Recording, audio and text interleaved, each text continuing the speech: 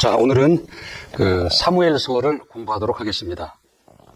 이게 사무엘서에는 그 사무엘에 관한 이야기, 사울 왕에 관한 이야기가 나오지만 그 중심에는 그 다윗이 있습니다.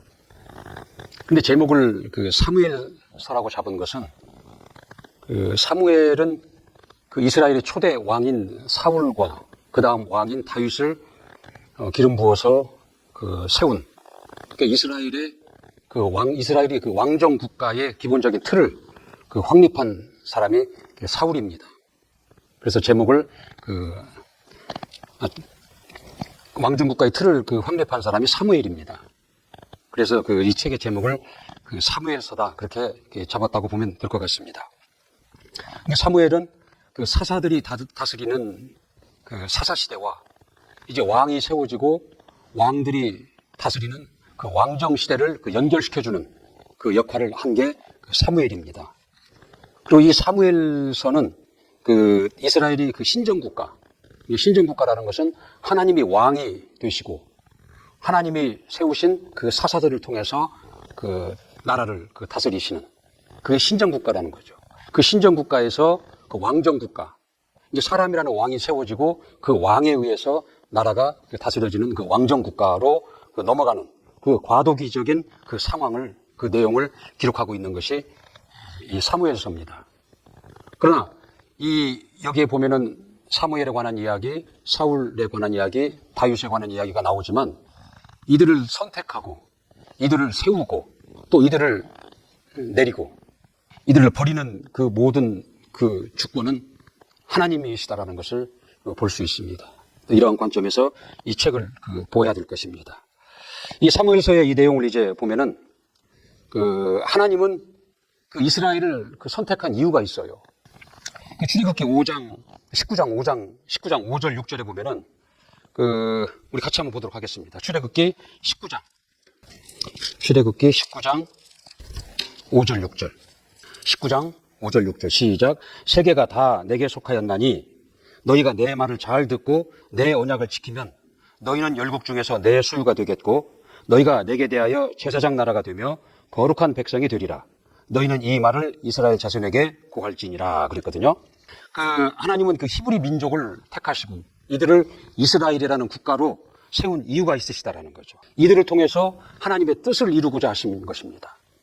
이들을 통로 삼아서 하나님의 뜻을 위해서 하나님의 아들이 오시는 그 길을로 사용하신 것이고, 그리고 이들이 제사장 나라가 되어서 이들이 하나님을 알게 하고, 이들로 하나님을 알게 하고 하나님을 모르는 자들에게 하나님을 알게 하시고자 하시는 그 목적 하에 히브리 민족을 세우시고 이스라엘 국가로 세우신 것입니다. 그래서 아브라함을 택하시고 그 자손, 그 야곱 때에 애굽으로 그들을 인도하셔서 거기서 거대한 민족으로 성장케 하시고 그들을 다시 애굽에서 끌어내시죠. 출애굽을 하고, 그리고 그들을 광야로 이끄시고 광야에서 그들에게 명령과 규례와 법도, 곧 율법을 그들에게 계시하시고 너희가 떡으로만 살 것이 아니라 하나님의 입으로 나온 말씀으로 살아야 할 것이다 라는 것을 말씀하십니다. 그들이 그 말씀을 순종할 때 복을 받았고 그 말씀을 불순종할 때 저주를 통해서 이들을 계속 그렇게 하나님의 말씀으로 살아야 될 민족이요 나라인 것을 알게 하신 것입니다. 그리고 마침내 그들을 하나님이 약속하신 그 가나안 땅을 취하게 하시고 그곳에서 정착하게 하신 것이다라는 거죠. 근데 하나님은 이들에게 이제 왕이 되시는 거예요. 그리고 하나님이 왕이 되셔서 이들을 안전을 지키시고 이들을 먹게 하시고 살게 하시다라는 거죠. 모든 보장을 주신 것이다라는 거죠. 그러나 이들은 하나님의 뜻대로 살아가지 않는다라는 거죠. 가나안 땅을 약속한 그 땅에 들어가면 살고 있는 그거를 다 멸절시켜라. 하나님을 모르는 그들을, 우상을 섬기는 그들을 다 멸절시키고 진멸하라 그랬거든요. 그리고 그들이 섬기는 우상을 다 폐하라 그렇게 말씀을 하셨어요. 그러나 이들은 그 땅에 들어가서 오히려 그들과 동화가 되고 그들의 신을 섬긴다는 거죠. 그리고 도덕적인 타락을 합니다. 이게 심지어 하나님이 세운 사사까지도 타락을 합니다. 이게 입산이라는 사사가 있는데 그 입산의 사사는 아들이 30명 그리고 딸이 30명이라는 거예요. 또 이방 며느리를 30명을 봅니다. 그러니까 이방 여자가 입산의 아들과 결혼을 해서 며느리로 맞이하는데 그들이 올 때 그냥 오지 않는다라는 거죠. 그들이 친정 나라에서 섬겼던 그 신들을 가지고 들어오는 거예요. 그래서 와서 그 신을 자기 남편도 섬기게 하고 주변 이스라엘 사람들에게도 섬기게 한다라는 거죠.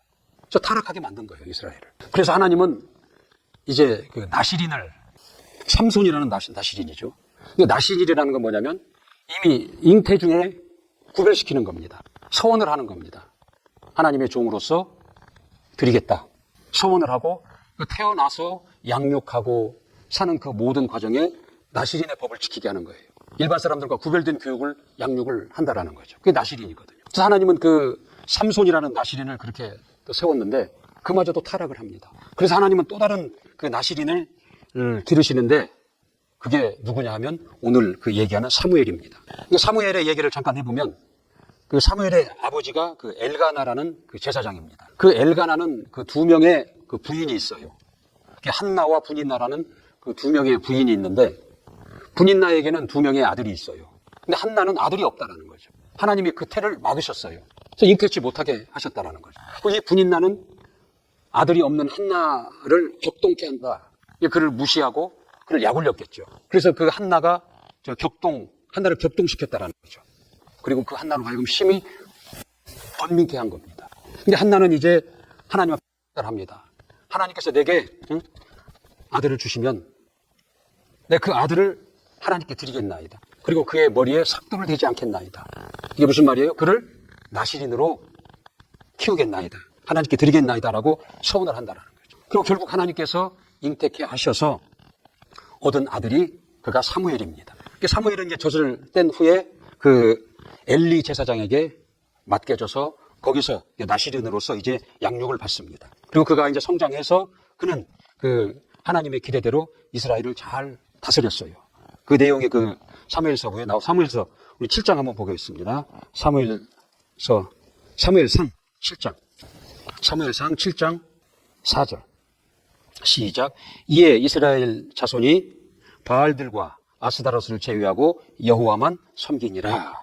13절 14절 같이 한번 보겠습니다.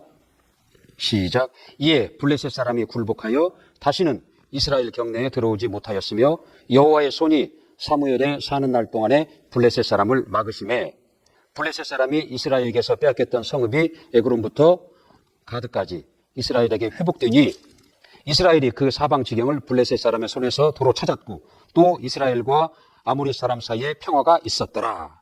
사무엘이 그 역할을 잘 함으로 인해서 이스라엘이 하나님의 그 하나님을 섬기는 자로 회복이 이루어지고 그 영토도 회복이 이루어진다라는 거죠. 근데 문제는 그 아들 때에, 사무엘의 아들 때에 일어납니다.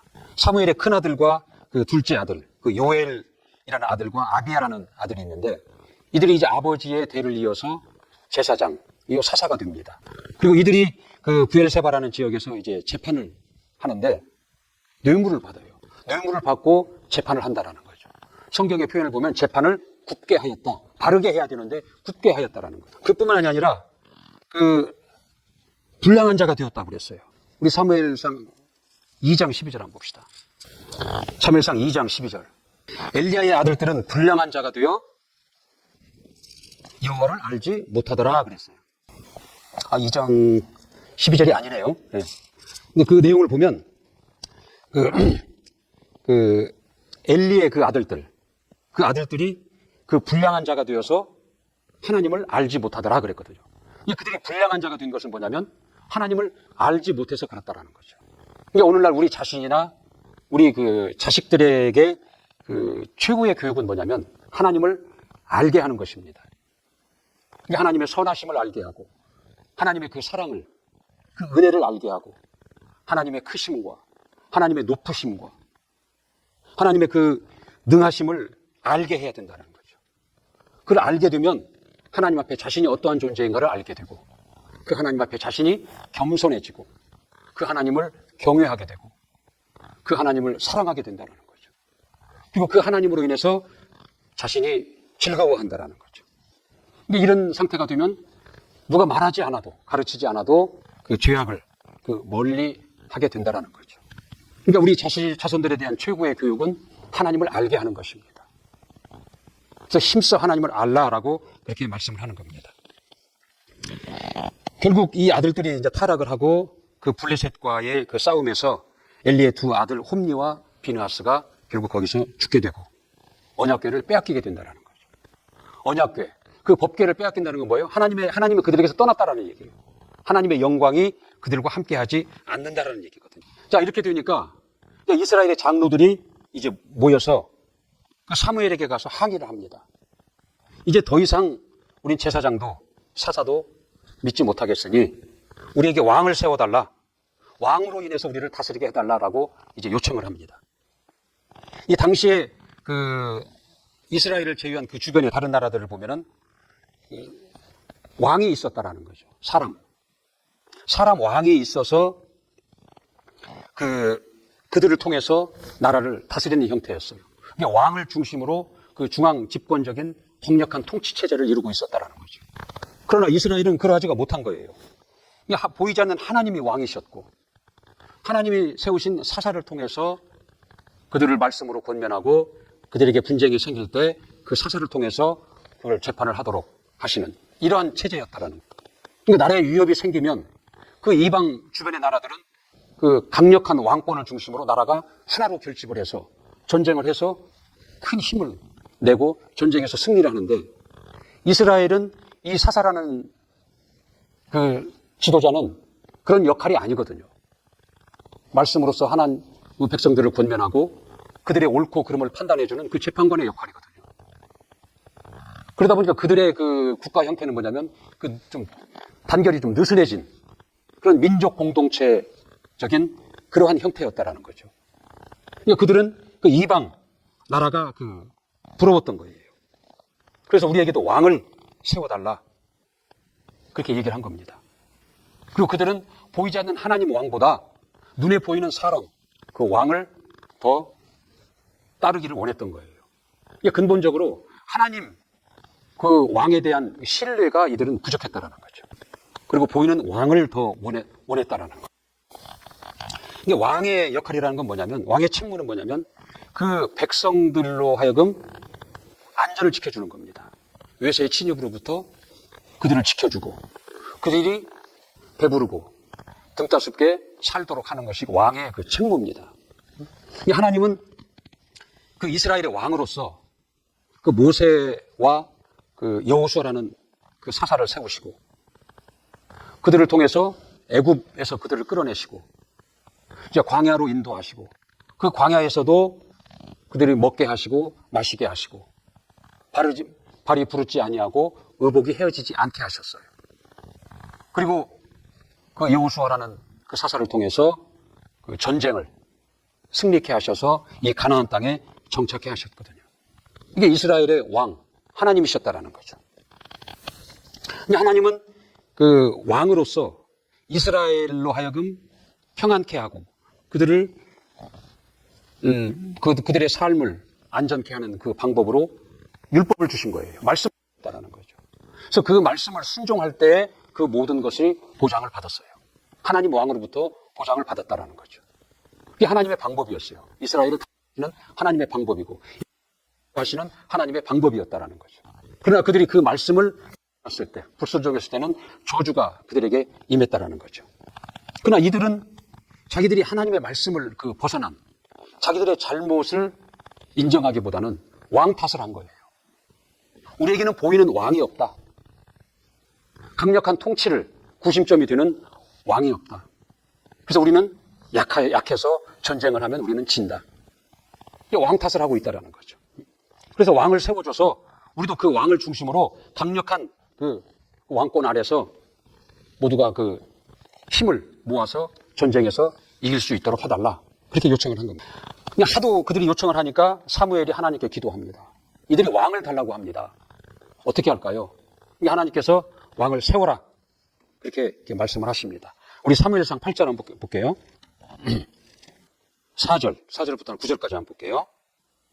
사무엘상 8장 4절부터 9절까지. 시작. 이스라엘 모든 장로가 모여 라마에 있는 사무엘에게 나아가서 그에게 이르되 보소서 당신은 늙고 당신의 아들들은 당신의 행위를 따르지 아니하니 열방과 같이 우리에게 왕을 세워 우리를 다스리게 하소서 한지라. 우리에게 왕을 주어 우리를 다스리게 하라 한 그것은 그것을 사무엘이 기뻐하지 아니하여 여호와께 기도하매 여호와께서 사무엘에게 이르시되 백성이 내게 한 말을 다 들어라. 그들이 너를 버림이 아니요 나를 버려 자기들의 왕이 되지 못하게 함이니라. 내가 그들을 애굽에서 인도하여 낸 날부터 오늘까지 그들이 모든 행사로 나를 버리고 다른 신들을 섬김같이 내게도 그리하는도다. 그러므로 그들의 말을 듣되 너는 그들에게 엄히 경계하고 그들을 다스릴 왕의 제도를 알게 하라. 하나님은 원치 않았다라는 거죠.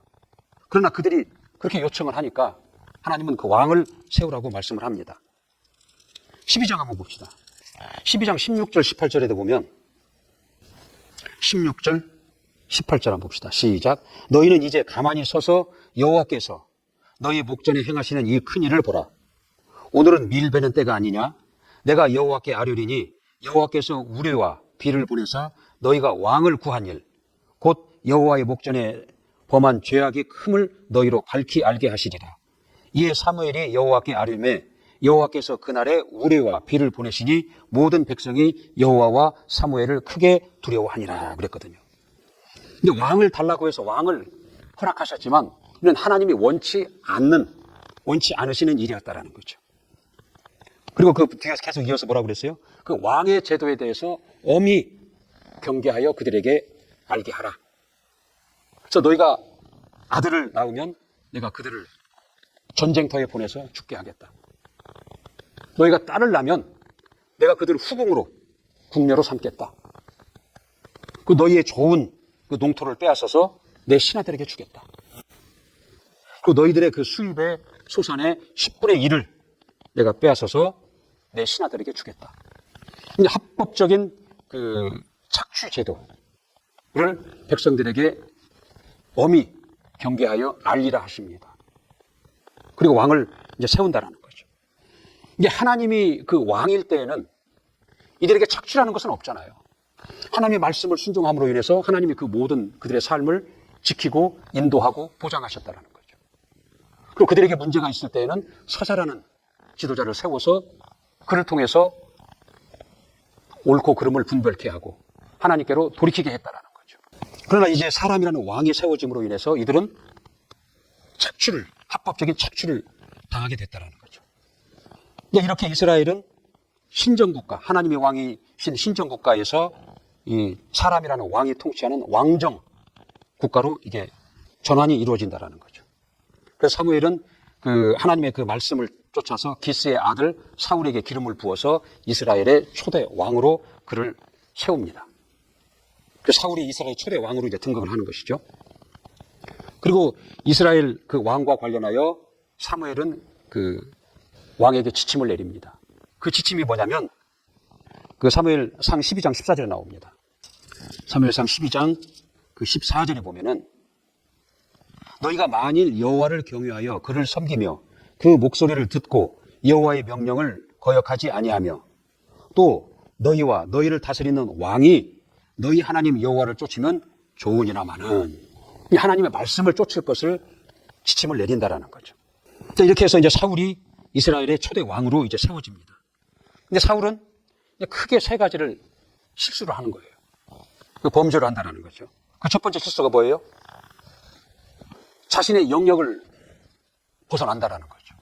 그 제사장의 영역을 침범합니다. 객관적으로 보면, 여기서 보면, 이 사람의 그 합리적인 시선으로 본다면 사무엘의 잘못이 아니에요. 이게 사무엘 제사장이 약속한 그 일회가 지났는데도 오지 않는 거예요. 그리고 이 백성들은 그 블레셋의 그 위협에, 그 위세에 눌린 거예요. 눌려서 하나씩 둘씩 이제 도망가기 시작한다는 거예요. 그러니까 사울은 이제 더 이상 기다리지 못하고 제물을 가져와라. 그리고 제사장이 해야 할 일을 자기가 합니다. 제사를 자기가 드린다라는 거죠. 이는 어찌 보면 사람의 상식과 그 사람의 합리적인 사고로 보면 그 맞는 것이다라는 거죠. 그러나 하나님이 그 정하신 그 왕의 영역이 있고 제사장의 영역이 있다라는 거죠. 근데 사울은 그 왕의 영역을 뛰어넘어 제사장의 영역을 침범한 것이다라는 거죠. 이게 하나님의 말씀을 벗어난 거예요. 그 시편 104편 그 9절에 보면 이런 말이 나옵니다. 주께서 물의 경계를 정하시니 그 물이 경계를 넘지 못하게 하였더라 그랬거든요. 우리가 바닷물을 보면은 그 경계가 있다라는 거죠. 그 경계를 넘지 않아요. 하나님께서 그렇게 하셨다라는 거예요. 이건 이거 하나의 비유거든요. 이 하나님께서 정하신 그 경계 안에 있어라. 그 권위 아래 있어라. 이를 넘어서지 말라. 초월하지 말라라는 것을 비유로 이렇게 알게 하시는 거예요. 이게 우리도 이게 살다 보면 눈앞에 현실이 닥치죠. 그 현실이 닥칠 때 우리 사람의 그 합리적인 사고, 합리적인 그 방법대로 반응을 하는 경우가 생깁니다. 이 하나님의 그 말씀, 하나님의 성품, 하나님의 원하심을 쫓아 반응하기보다는 사람들의 합리적인 그 사고와 방법으로 반응하기가 쉽다라는 거죠. 이 사울이 한 것과 같은 것을 우리는 쉽게 따라할 수가 있다라는 거예요. 그래서 마태복음 5장 5절에 보면은 온유한 자는 복이 있나니 그랬거든요. 이 온유한 자라는 건 뭐냐면 말씀에 길들여진 자를 얘기합니다. 말씀에 길들여진 자가 복이 있다라는 거예요. 그래서 그런 자가 하나님의 보호를 받고 하나님의 인도를 받으며 그 복된 약속을 누리며 살게 된다라는 거예요. 그 사울의 두 번째 실수는 뭐냐면 거기에 취한 모든 것들을 다 없애라 그랬거든요. 왕을 죽이질 않아요. 거기서 그 노획물로 획득한 좋은 양과 그 소를 남겨요. 죽이지 않고. 이 명분이 좋아요. 이 좋은 것으로 하나님께 제사를 하려고 그랬다라는 거죠. 그 명분은 좋다라는 거죠. 우리 15장 한번 볼까요? 21절. 23절까지. 시작. 다만 백성이 그 마땅히 멸할 것 중에서 가장 좋은 것으로 길갈에서 당신의 하나님 여호와께 제사하려고 양과 소를 취하였나이다. 사무엘이 가로되 여호와께서 번제와 다른 제사를 그 목소리에 순종하는 것을 좋아하심같이 좋아하시겠나이까. 순종이 제사보다 낫고 듣는 것이 수양의 기름보다 나으니 이는 거역하는 것은 사술의 죄와 같고 완고한 것은 사신 우상에게 절하는 죄와 같음이라. 왕이 여호와의 말씀을 버렸으므로 여호와께서도 왕을 버려 왕이 되지 못하게 하셨나이다. 이 두 번째 실수를 한다는 거죠. 실수라기보다는 하나님의 말씀을 거역한 거예요. 그 세 번째는 뭐냐면 무당을 찾아가서 도움을 구합니다. 더 이상 방법이 없으니까 무당을 찾아가서 도움을 구한다는 거죠. 우리 시편 한번 볼까요? 시편 146편 한번 봅시다. 시편 146편 3절 한번 봅시다. 방백들을 의지하지 말며 도울 힘이 없는 인생도 의지하지 말지니. 그랬더니 방백이라는 거예요. 세상의 권력자를 얘기합니다. 힘 있는 자. 그들을 의지하지 말며 도울 힘이 없는 인생도 의지하지 말라. 이렇게 말씀하십니다. 그 146편 5절 봅시다. 야곱의 하나님으로 자기 도움을 삼으며 여호와 자기 하나님에게 그 소망을 두는 자는 복이 있도다. 그랬거든요. 하나님은 하나님을 의지하고 하나님께 도움을 청하는 것을 원하시는 거예요. 근데 사울은 무당을 찾아가서 도움을 구한다는 거죠. 결국 어떻게 돼요? 사울에게서 하나님이 떠나버립니다. 하나님이 떠나고 마지막에 자살로 그 생을 마감하게 된다는 거죠. 그렇게 해서 사울이 끝나고 다윗 진짜 시작이 되죠. 사울이 죽고 새 왕을 다시 세우는 거예요. 그게 누구냐면 그게 다윗입니다. 이새의 아들 다윗입니다. 그 다윗은 그 이새의 아들 중에서도 관심을 끌지 못하는 자였어요. 말제 마지막에 했거든요.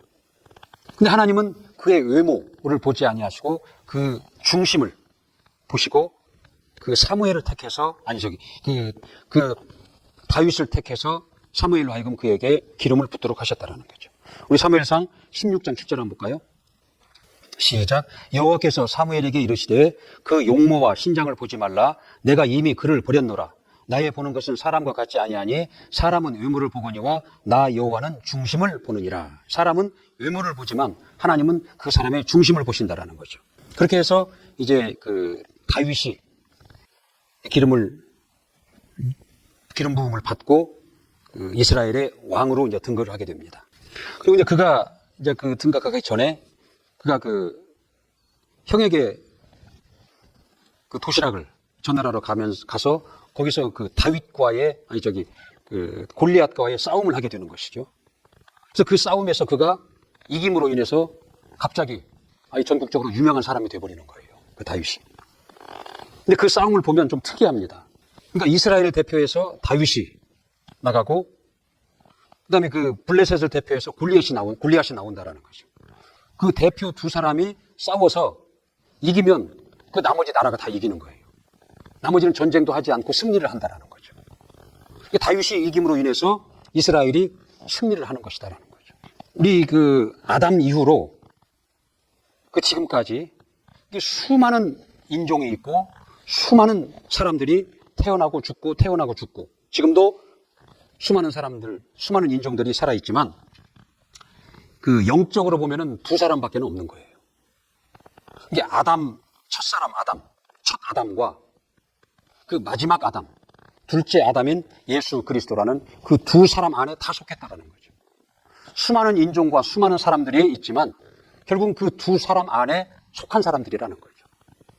결국은 많은 인류가 있지만 결국 두 사람밖에는 없는 것이다라는 거죠. 우리 고린도전서 15장 45절 한번 봅시다.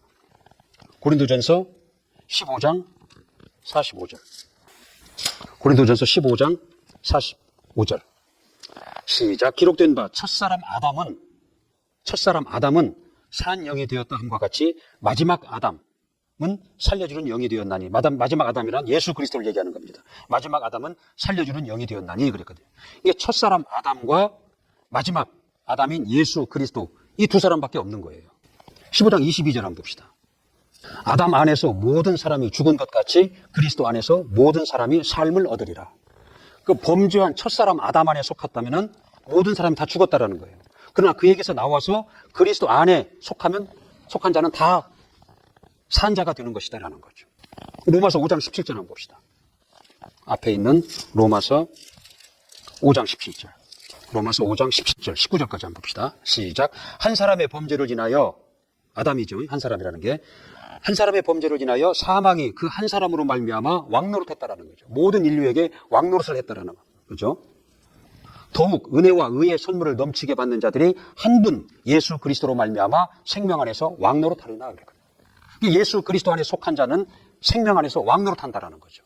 그런즉 한 범죄로 많은 사람이 정죄에 이른 것 같이 의의 한 행동으로 말미암아 많은 사람이 의롭다 하심을 받아 생명에 이르렀느니라. 한 사람이 순종치 아니함으로 많은 사람이 죄인 된 것 같이 한 사람의 순종으로 많은 사람이 의인이 됨이라 그랬거든요. 한 사람의 순종치 아니함, 곧 아담의 순종치 아니함으로 모든 사람이 다 죄인이 된 것 같이 한 사람의 순종, 예수 그리스도의 순종하심으로 많은 사람이 의인이 되었다라는 거죠. 대표입니다. 대표. 그러니까 침례는 뭐냐면 첫 아담인 아담에게서 죄에 속한 자에게서 빠져나와서 마지막 아담, 둘째 아담인 예수 그리스도에게 속한 것이 그게 침례입니다. 우리가 전도는 뭐냐면은 그 첫사람 아담에게서 빠져나와서 둘째 아담인, 마지막 아담인 예수 그리스도에게로 옮겨와라. 그게 전도입니다. 근데 이 승리로 인해서 오히려 사울 왕으로부터 쫓기는 자가 됩니다. 사울 왕이 이 다윗을 이제 시기함으로 인해서 쫓기게 된 다윗은 사울 왕에게 쫓김을 당하게 된다라는 거죠. 여인들이 노래를 합니다. 사울이 죽인 자는 천천히요, 다윗이 죽인 자는 만만이라 그렇다고. 그러나 이게 다윗은 자기를 죽이려고 쫓아오는 그 사울을 죽일 수 있는 기회가 오는데도 죽이지 않습니다. 그건 하나님이 원치 않는 일이기 때문에 그랬다라는 거죠. 그 사무엘상 24장 6절에 보면은 내가 내 손을 들어 여호와의 기름 부은 자를 해하지 아니하리라. 하나님이 기름 부은 자를 내가 해하지 않겠다라는 거예요. 비록 그가 나를 죽이려고 쫓아왔고 내가 그를 죽일 수 있는 기회가 있지만 내가 그를 죽이지 않겠다라는 거죠. 왜? 하나님이 그를 기름 부었기 때문에 그렇다라는 거죠. 근데 하나님은 다윗의 이런 성품을 보시는 거예요. 결국 그 사울은 블레셋과의 싸움에서 그 아들과 함께 결국은 죽고 다윗이 이제 이스라엘의 왕으로 드디어 올라서게 됩니다. 그래서 하나님은 그 나단 선지자를 통해서 그 다윗의 그 왕위가 영원히 보존되고 견고할 것이다 라고 말씀을 합니다. 그리고 그가 어디서 누구와 싸우든지 그가 이기게 하시겠다라고 약속을 한다라는 거죠. 그래서 다윗의 그 통치 아래에서 그 이스라엘은 정치적으로, 영적으로, 군사적으로, 영토적으로도 최고의 번성기를 누립니다. 그리고 빼앗겼던 언약궤, 법궤를 다시 찾아온다라는 거죠. 근데 다윗이 결국은 그 인간의 연약함을 이기지 못하고 결국 그 우리아의 아내를 범하잖아요. 그를 간음하고 더 나아가서 그 남편을 전쟁터에 나가서 죽게 한다라는 거죠. 간음죄와 살인, 교사죄를 범하는 거예요. 그러나 그는 나단 선지자의 그 죄를 지적을 받죠. 그러니까 그는 깨닫고 진심으로 회개함으로 하나님으로부터 용서를 받아요. 그리고 솔로몬이라는 아들을 얻는다라는 거죠. 그러나 그가 하나님으로부터 용서를 받았지만 그 죄의 대가가 남아있다라는 거죠. 그래서 그 사건 이후로 그 비극적인 사건이 일어납니다. 그리고 좀 전과 같은 그 회복이 일어나지가 않아요. 그래서 그 가정에서 보면은 그 밧세바의 그 사이에서 난 아들이 죽죠. 아들이 죽게 되고. 그리고 그 다윗의 아들 암논이 있는데, 암논이라는 아들이 있는데 그 아들이 이복 여동생을 범합니다. 그 다말이라는 이복 여동생을 범한다라는 거죠. 그게 다말의, 이제 그렇게 되니까 다말의 오빠, 압살롬이라는 다말의 오빠가 결국은 자기 이복 형이죠. 이복 형인 암논을 죽입니다. 자기 아비 다윗에게 반역을 해요. 다윗이 그에게 아들을 피해서 쫓겨나는 지경까지 가게 된다는 거죠. 이러한 일이 생긴다는 거죠. 그리고 그의 말년에는 하나님이 원치 아니한 인구조사를 하죠. 그 인구조사를 함으로 인해서 7만 명이 온역으로 죽게 되는 일이 벌어집니다. 그러니까 그가 비록 회개함으로 인해서 용서는 받았지만 그 죄로 말미암은 대가를 혹독히 치른다는 거죠. 그러나 우리는 예수 그리스도로 말미암아 다 속함을 받은 겁니다. 빚갚을 속자라고 그랬죠. 대속을 받는다는 거죠. 근데 우리가 갚아야 빚갚을 속이라고 그랬죠. 우리가 그 죄인으로서 그 죄값을 우리가 다 받아야 되는데 예수 그리스도께서 대신 속해줬다는, 갚아주셨다는 거죠. 그러므로 인해서 우리는 더 이상 그 죄값을 갚지 않아도 되는 것입니다. 그가 대속하셨기 때문에. 그러니까 우리의 죄를 대속해 주셨고 죄로 말미암아 치러야 될 영원한 사망과 저주를 그가 대속해 주셨다는 거죠. 우리는 그 예수를 믿음으로 인해서 죄와 죄로 말미암은 그 저주로부터 우리 영혼의 사망으로부터 우리는 그 벗어난 자, 자유케 된 자라는 것이죠. 그러니까 이스라엘은 많은 그 우여곡절 끝에 이 가나안 땅을 차지하죠. 그러니까 이스라엘이 잘해서 하나님께서 그 땅을 차지하는 것이 아니라 그건 하나님이 그 아브라함에게 약속하셨다라는 거죠. 이 땅을 너희 자손들에게 주리라 한 그 약속을 하나님은 지키신 거예요. 그들이 불순종하고 하나님을 원망하고 우상을 섬겼지만 그들은 하나님의 약속을 지켜서 결국은 그들로 하여금 그 약속의 땅을 차지하고 그 땅에 정착하도록 하셨다라는 거죠. 그러나 이제 그 약속을 지킨 이후에 이들은 이제 하나님을 떠나버리잖아요. 신정국가에서 왕정국가를 원해서 왕을 세워줌으로 인해서 하나님이 이스라엘의 왕으로서의 책임을 벗어버린 거예요. 그러니까 더 이상 하나님의 백성이 아니다라는 거죠. 그들이 사람이 세운 왕의 백성이 된 겁니다. 그래서 그들이 가는 대로, 그 왕이 하는 대로 내버려 두는 거예요. 하나님이 왕이 아닌 사람의 왕이 세워짐으로 인해서 그 왕의 한계를 벗어나지 못하는 게 이스라엘이 됩니다. 그 왕이 연약하면 그 나라의 백성들도 연약해지는 거고, 그 왕이 잘못 인도하면 그 잘못 인도함을 따라서 거기서 어려움을 당하는 것이다라는 거죠. 사람이 세운 왕의 한계를 벗어나지 못한다라는 거죠. 하나님이 왕이셨을 때는 사람의 한계를 뛰어넘는 이적을 그들은 경험했고, 그 하나님으로 말미암은 결과를 그들은 봤다라는 거죠. 그걸 체험했다라는 거죠. 더 이상 왕이 아니기 때문에 그들은 그런 걸 더 이상 체험할 수가 없는 거예요. 더 이상 기대할 수가 없었던 것이다라는 거죠. 북유다는 아수르에게 망하고 남유다는 바벨론에 망해버린다는 거죠. 그리고 그 남유다의 왕조, 그리고 그 지식인들이 바벨론으로 강제 이주를 당하고 거기서 72년 동안 종노릇, 포로 생활을 한다는 거죠. 이스라엘이 누구예요? 하나님이 택하신 하나님의 백성입니다. 그러나 그들이 하나님을 버림으로 인해서 이와 같은 결과가 그들에게 온 것이다라는 거죠. 하나님은 인격이세요. 그러니까 우리가 하나님을 멀리하면 하나님도 멀리하시는 거예요. 내버려 두시는 거예요. 그러나 우리가 하나님을 가까이 하면, 하나님과 친밀하려고 하면 할수록 하나님은 우리와 함께 하시고 우리의 주인이 되시고 우리의 아버지가 되셔서 우리를 인도하시고 우리를 보호하시고 우리를 하나님의 약속 가운데 거하게 하신다라는 거죠. 그러니까 하나님을 멀리하면 하나님이 그를 저주한다라는 것이 아니라 그 본인이 택한 그 길에서 그 열매를 본인이 먹고 그 열매의 삶을 누리면서 사는 것이 된다라는 거죠. 하나님은 아무런 아쉬움이 없는 거예요. 그러니까 너희가 태도를 어떻게 할 것인가? 하나님을 가까이 할 것인가? 하나님을 멀리 할 것인가? 너희가 결정하라는 것이거든요. 그러니까 너희가 결정하면 하나님은 거기에 따라서 가는 자는 내버려 두시는 거고, 하나님께 가까이 나오는 자들은 더 하나님과 가까이 하게 하시고 그 약속된 복을 누리게 하신다라는 것입니다. 자, 오늘은 여기까지 하겠습니다.